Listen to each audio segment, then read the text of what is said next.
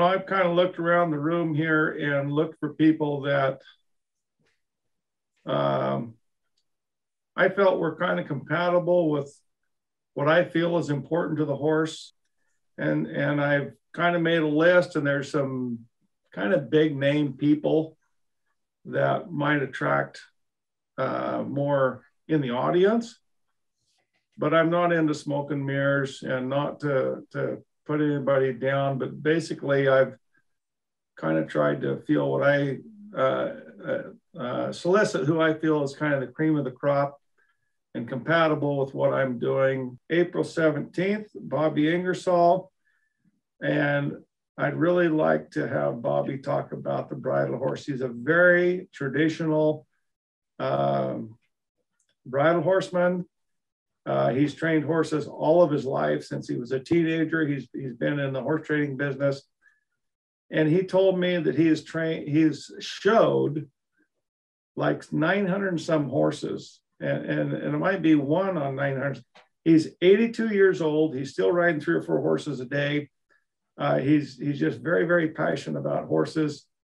I admired him when I was young about how smooth he was, how nice his horses look. And there's a lot of stuff we line up on, but he's very passionate about using the Hackamore 2-rein bridle, which I totally line up with him on that. So anyway, he's going to join us on May 17th.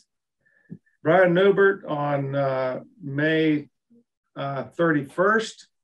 Bryan and I work together in Nevada. We've worked around a lot of the same people. We're gonna talk about who we learned from, and not to take anything away from Ray and Tom, but we want to bring some other people into the spotlight of who we learned from, the Van Normans in Nevada, and just a lot of other people that we would like to acknowledge. And Bryan, if you know anything about him, he's a super storyteller. He's got a lot of good stories. June 14th, Buster McLaury.